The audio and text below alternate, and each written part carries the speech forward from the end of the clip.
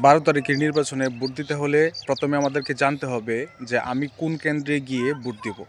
তো সেই কেন্দ্রটি আমি কিভাবে জানবো? আপনি কিন্তু চাইলেই আপনার হাতের স্মার্টফোন দিয়ে কিন্তু সেটি জানতে পারবেন। আপনার এনআইডি কার্ডের নাম্বার দিয়ে আপনি আপনার স্মার্টফোন দিয়ে কিন্তু সেটি দেখে আপনি ভোট দিতে যেতে পারবেন।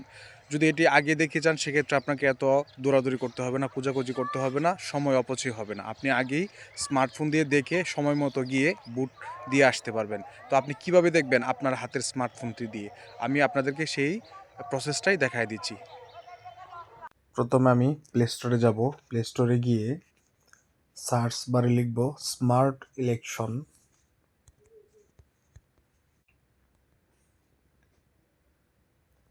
স্মার্ট ইলেকশন ম্যানেজমেন্ট বিডি এটিতে টাচ করব। তারপর এই যে আমার এখানে ইনস্টল করা আছে, যার কারণে এখানে ওপেন লেখা দেখাচ্ছে। আপনাদের এখানে ইনস্টল লেখা থাকবে, তখন আপনি এখানে ইনস্টলে ক্লিক করবেন। আমি এখানে ওপেনে টাচ করলাম। ওপেনে টাচ করার পরে অ্যাপসে আসবে। আসার পরে আমি এখান থেকে এটাতে আসবো। এটাতে আসার পরে জাতীয় সংসদ নির্বাচনে টাচ করব।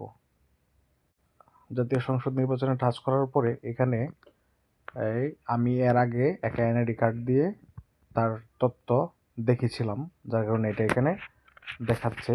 তো আমি যদি আবার অন্য আরেকটি এনআইডি কার্ডের তথ্য যদি দেখতে চাই, সেক্ষেত্রে আমি এখানে এই যে নিচে দেওয়া আছে ভোট কেন্দ্র খুঁজুন, এটিতে টাচ করব।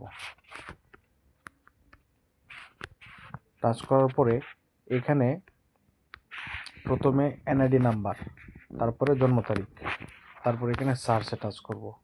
তখন আমাকে তদ্রূপ দেখিয়ে দিবে তার সিরিয়াল নাম্বার। যেমন আমি এখানে এনআইডি নাম্বার টাইপ করছি।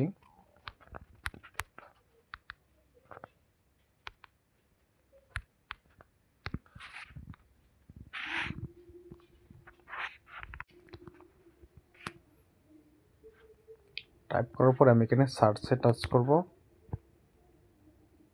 দেখেন বিস্তারিত তথ্য এখানে চলে আসছে। ভোটার, আপনার ভোটার নাম্বার, তারপরে হচ্ছে এখানে আপনার ভোটিং ক্রমিক নম্বর। এই ক্রমিক নম্বরটা দিয়েই কিন্তু আপনাকে ভোট দিতে হবে। এই ক্রমিক নম্বর দিয়ে কিন্তু ভোট কেন্দ্রে গিয়ে ভোট প্রদান করতে হবে। তারপরে এখানে নিচে কেন্দ্রের নাম, এখানে থাকবে কেন্দ্রের নাম, আপনি কোন কেন্দ্রে গিয়ে ভোট দেবেন ওই স্কুলের নাম বা ওই প্রতিষ্ঠানের নাম লেখা থাকবে। তারপর নিচে থাকবে কেন্দ্রের ঠিকানা। ধন্যবাদ সবাইকে।